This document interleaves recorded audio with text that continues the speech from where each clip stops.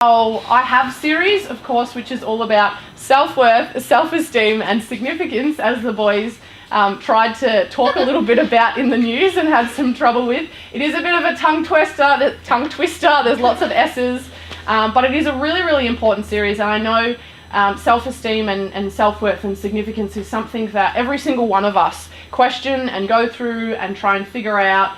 Who am I? Where do I fit? Where do I get my needs met? Where do I get my self-esteem from? Where do I get my significance from?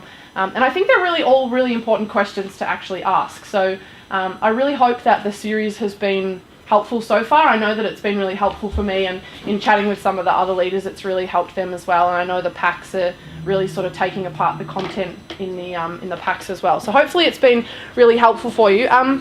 Tonight I'm going to take us through two different examples of where we can get our self-esteem and our significance from, and it happens to be in connection with other people. So we can get our needs met and our self-esteem from many different places, and in relationship with other people, whether it's your family, whether it's your friendship groups, or whether you're actually in a relationship with someone, can be some really significant places that we find our needs are being met. So tonight I'm just going to take us through two different examples, and they happen to be codependency and interdependency. So you may not know anything about those, and hopefully you walk away tonight with a little bit more knowledge around what they even are, because you may not have even heard of them before, and how they apply to you. So the first one is codependency. So I'm just going to read out the definition of codependency for you all. So it is a type of dysfunctional, there it is right there, dysfunctional helping relationship where one person supports or enables another person's drug addiction, alcoholism, gambling addiction, poor mental health, immaturity, irresponsibility, or underachievement. Among the core characteristics of codependency, the most common theme, and this is the really important part, is excessive reliance upon other people for approval or a sense of identity. So basically the whole concept of codependency is about, let's say for example, me as a person, if I was codependent with somebody, there would be two different things as part of that description that I want to just sort of pull out and explain. The first one is the support or enable. So I might have somebody that I know, and I might support or enable their really negative behaviour because I want their approval. You know, you guys might have friends where they're doing something that's maybe not the greatest and you're not quite sure how to help them, but you don't want to be the bad guy. You don't want to be the person to say something, because if you say something, they might not like you so much anymore. And I've definitely had that in my life experience as well, where I sort of, want to be the person to encourage someone to be all that they can be, and instead I find myself being the bad guy because I'm just trying to keep them accountable to doing the right thing. And I say, hang on a second, you're worth more than that, and then they don't like me as a result. So I can definitely understand that one. The other one is an excessive reliance.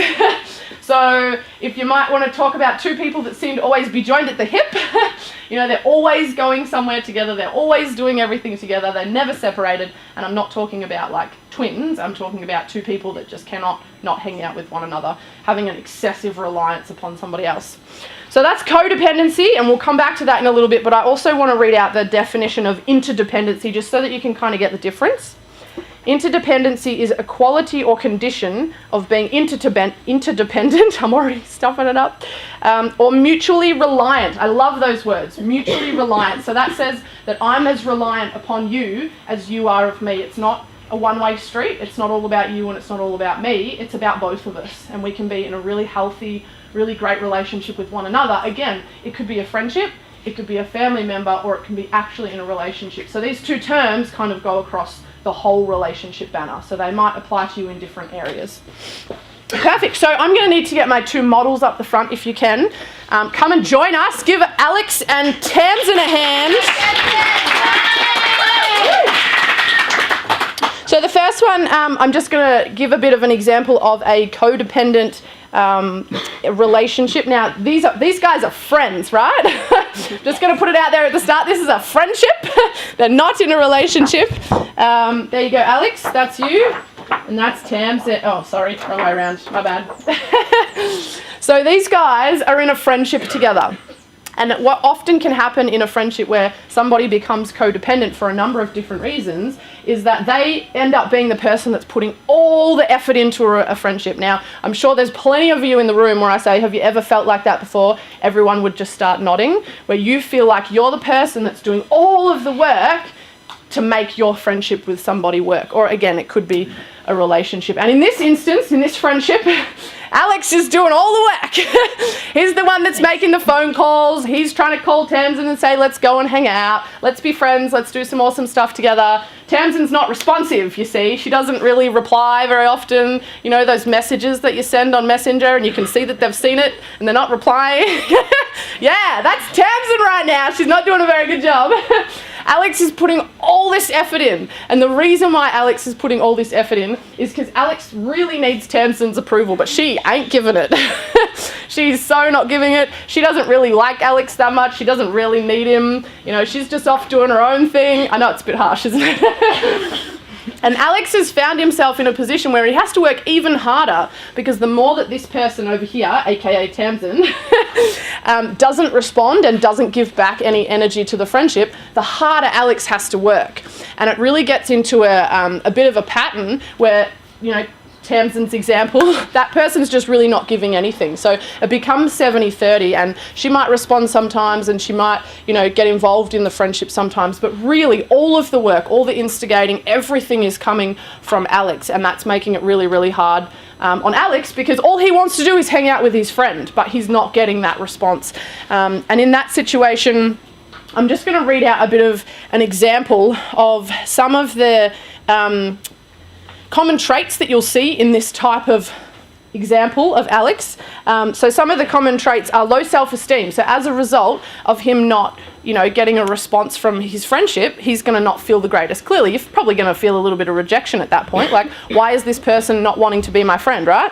Perfectionism can start to come out. So maybe Alex is asking himself the question, maybe I'm not perfect enough. Maybe I've got to do things, you know, a little bit more perfect in order for Tamsin to love me, or to care for me, or to be my friend. Pleasing others, again. So Alex is doing everything he can to please Tamsin in the friendship, but she's really not reciprocating. Poor boundaries. So this one's a tough one because I think a lot of the time when things aren't working, we let our boundaries go a little bit. So, you know, Alex might have a boundary of I'm not going to communicate at 3 o'clock in the morning and Tamsin will just run right over the top of that boundary when Alex has sort of said, not really interested in being a possum. I don't want to stay up nocturnally all night and pay attention to you when you don't pay attention to me during the day. So the boundaries can really start to get crossed. Now you guys might be already thinking of friendships and relationships in your mind where some of these things are happening. Reactivity. If I've said that right, reactivity. So sometimes when Tamsin might do things, Alex might get really reactive because he's already feeling hurt. He's already feeling like there's not a lot going on in the friendship and he's having to put a lot of the effort in. Dysfunctional communication, aka coded language. I think we've covered coded language a couple of times at Bridge Builders, but that's basically where them as friends, they create their own language between one another, and it can often be quite shorthand and not include many English words as well. So dysfunctional communication can start to happen. He can be in denial about it. He's like, no, Tamsin really does like me. She's my friend. We're besties. And Tamsin's going, I'm not best friends with that guy. Caretaking is another one. Again, Alex is putting all of the effort into this friendship. Now, you might feel like you're on either side, by the way. Some of you might think to yourself, yep, there's definitely friendships where I'm this side and I'm putting the effort in. And there might be others where you think maybe someone else is actually trying to put a lot of effort in and I'm not reciprocating what they're doing. I'm not responding to them and maybe I should. So it can be on either side. Another couple are control, obsession, addiction, or painful emotions. So there's a lot.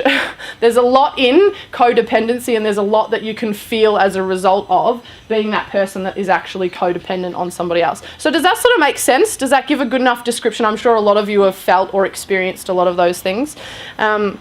And that is excessive reliance. So that's a situation where Alex is really trying to put in all of the effort and isn't getting a lot back. So he's reliant upon Tamsin for his need to be met, and Tamsin's not really giving anything back. And I know there's definitely been situations in my world where I've felt like that, particularly in friendships, where I'm giving it everything I've got and there just doesn't seem to be anything coming back. And you often start to ask yourself the question, was it something that I did? You know, like, did I do something wrong that I don't even know about, and I've hurt them some way or somehow, and they haven't even told me that I've done the wrong thing?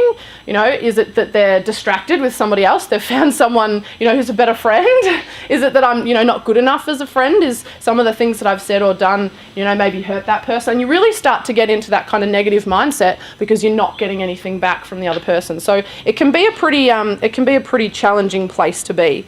The other one, thank you for my beautiful models. They're going to stand there for another example. The other one, as described in the description that I read out before, so that was being excessively reliant upon someone. The second one is a negative behaviour. This one's pretty challenging, so I'm just going to hand out their signs again. Beautiful. Well done. Good modelling.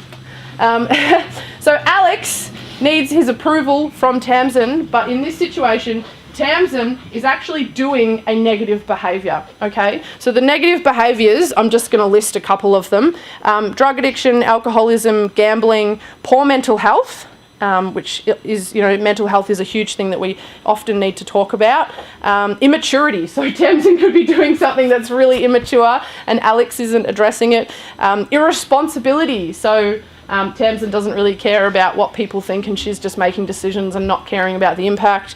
And underachievement, she could be really not achieving and being her best. And in this situation, you've got someone who doesn't want to address the behaviour because they're afraid of how that person's going to see them.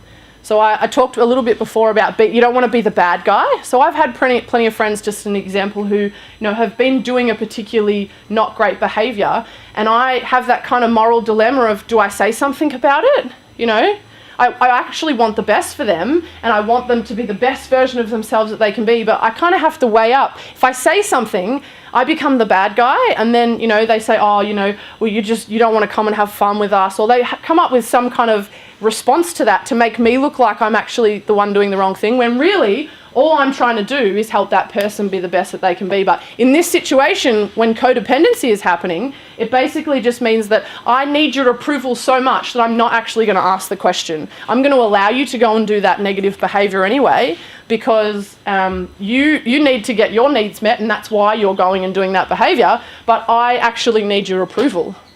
And I don't want to say something, and it could be really dangerous. It could be life-threatening that you're going to go and do that. But I'm so codependent on you and what I need from you that I don't address the situation. Now, this could be really simple. You know, it could be really small things, but the challenging part is that it could be really big things. You know, it could be some really challenging negative behaviours that you think, oh, that's really not good for that person, but I don't want to say anything because then they won't like me. I often see this, believe it or not, in parent-child relationships. Lots of parents that absolutely love their kids and want the best for them, and actually love them so much that they don't want their kids to see them as bad parents. You know, they don't want their kids to see them as the bad guy. They want to be their kid's friend, you know, instead of being the parent and saying, no, that's an irresponsible behaviour, that's something you shouldn't be doing. And they want the approval of their kids so much that they just let them do it. They almost turned a blind eye to it.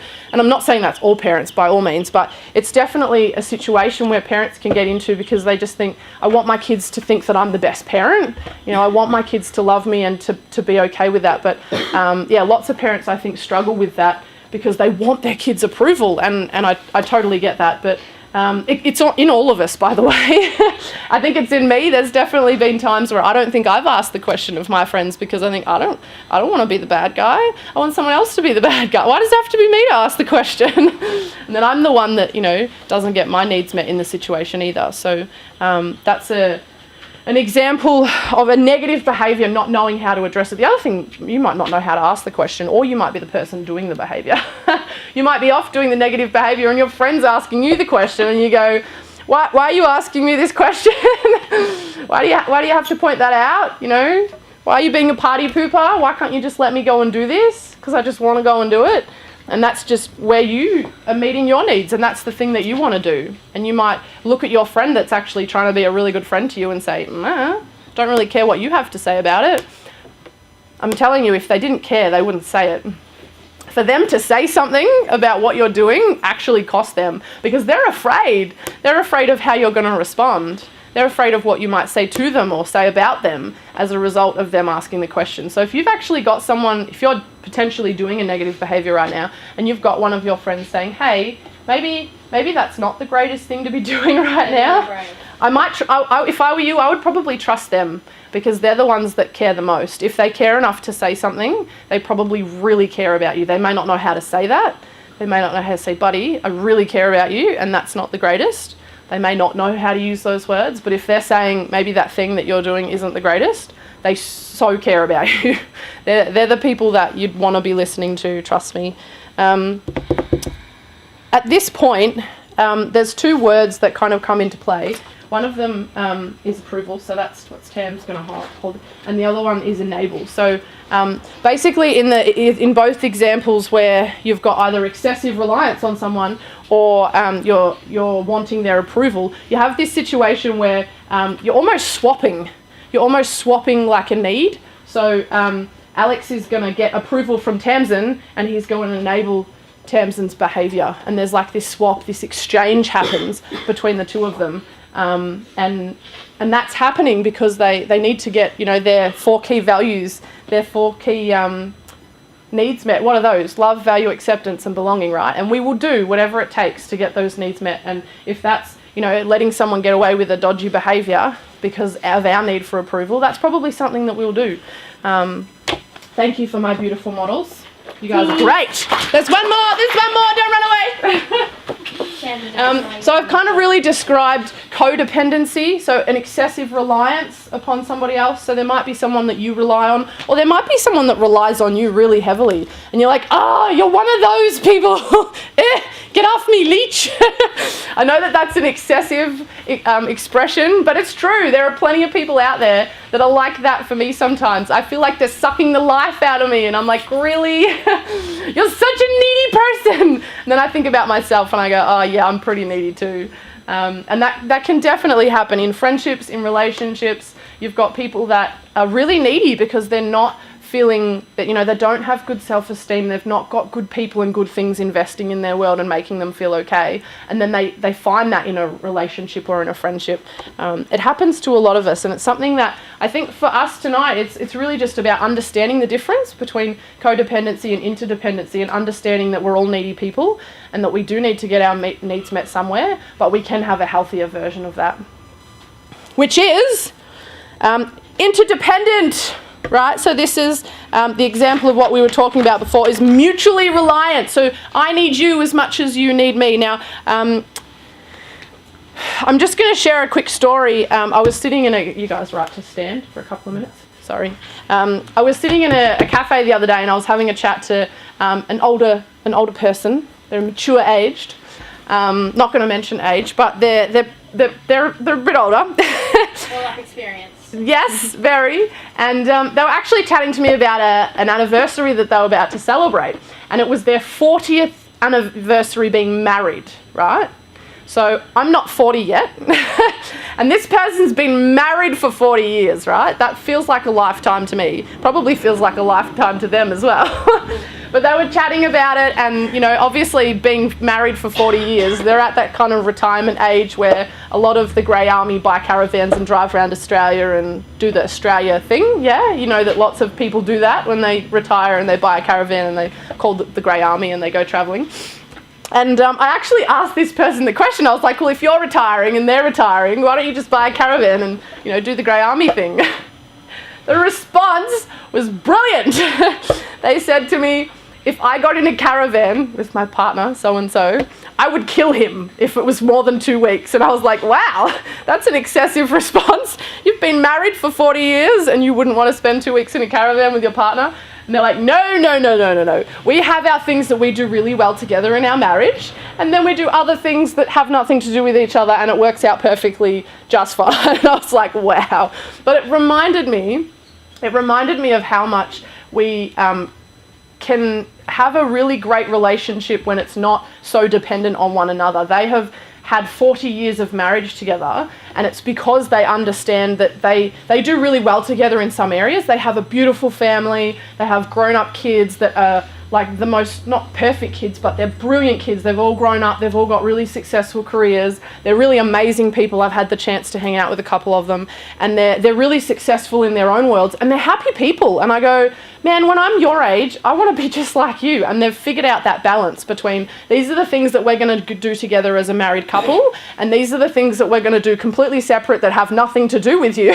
And everything's going to work out well, because I'm going to have my time and you're going to have your time, and I'm not going to suck the life out of you and you're not going to suck the life out of me, and it's going to work really well. So this is what happens when we are interdependent, right? Imagine this beautiful old married couple, right? We need each other, but we also like time apart.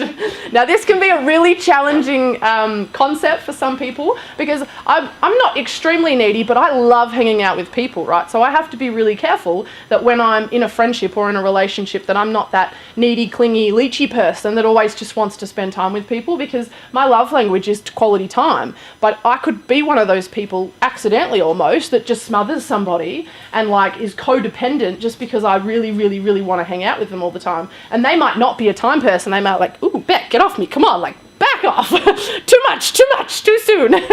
And so being in a situation where you understand that, you know, hanging out with your bestie, you know, is something that you love doing, but it's not something that you want to do 24/7.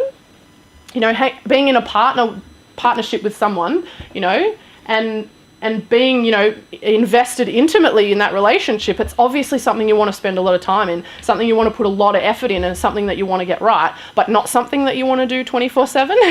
Don't be that couple that spend like every day together, and that you never hang out with your friends, and you never go and do the stuff that you love, the fun stuff, because you're so codependent in a friendship or in a relationship. So that story of that old couple will, I think, remain with me for life. The way that they described that was brilliant, and it really, really helped me understand that a key to a successful long-term relationship, whatever that is, whether it's a friendship or a marriage, it takes both people together, but it also takes both people apart. Yeah, so in your friendships and in your relationships, there's definitely those moments where you spend together, and then there's definitely the me time, the stuff where you go and do your own things, and you're smiley and you're happy, and you're allowed to be happy doing some of your own things. You know, there's things that I love to go and do, and I think we'll go and do without somebody else. You know, I run, like, I'm a runner, and it's my time, and people say to me all the time, oh, I'll come for a run with you, and I was like, nope.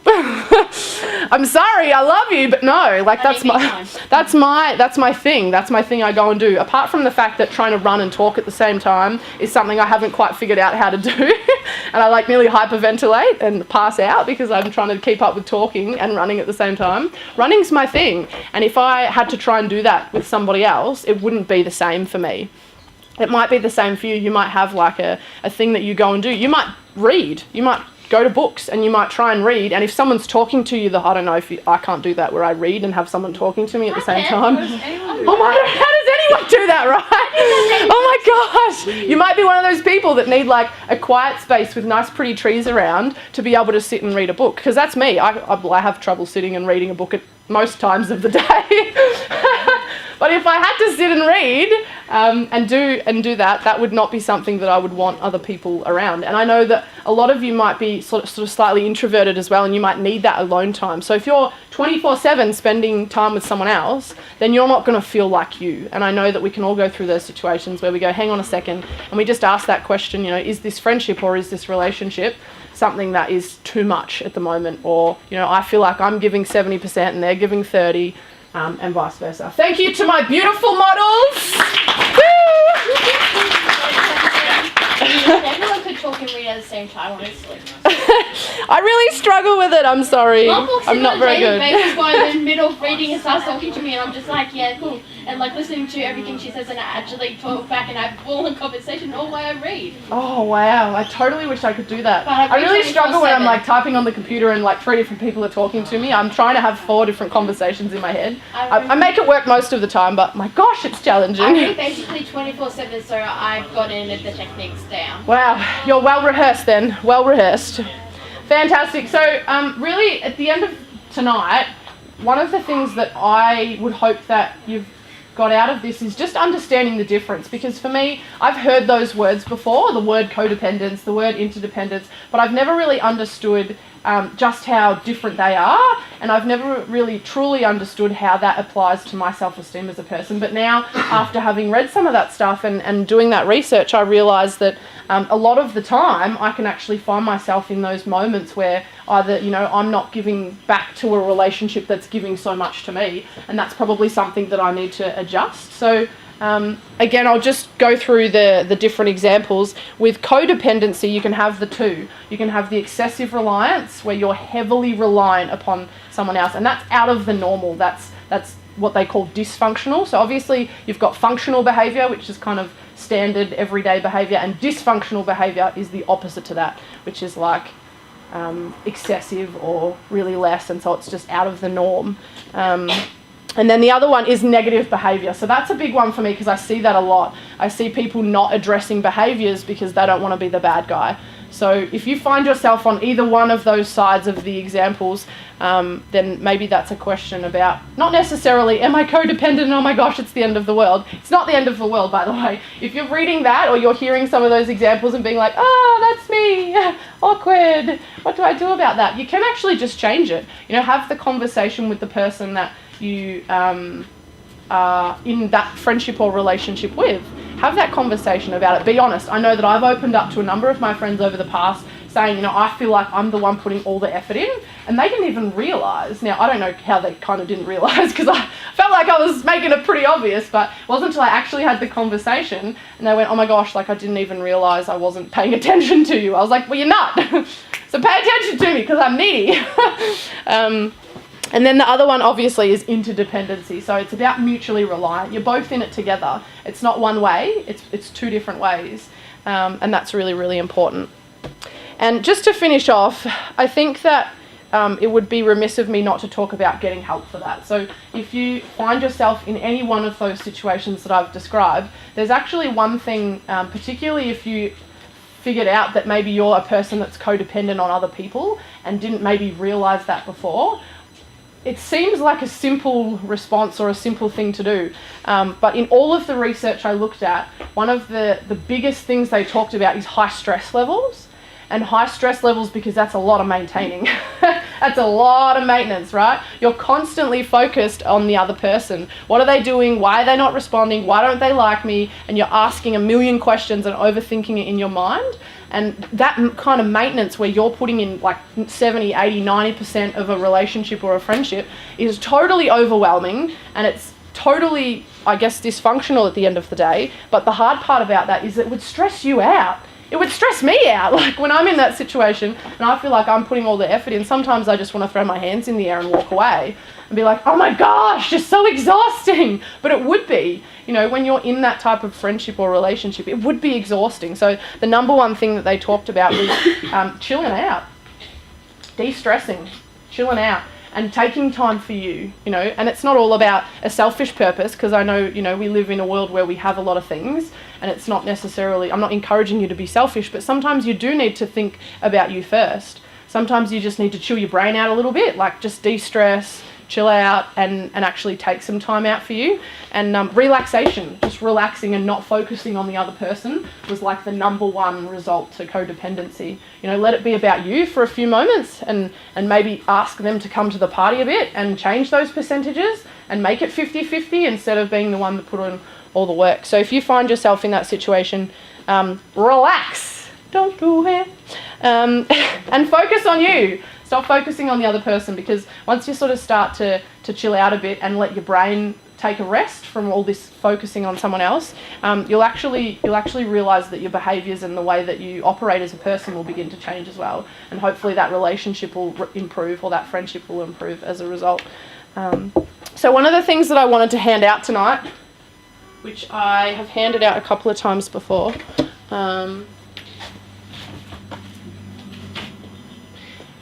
Susan, can you get them? I think they're on my desk.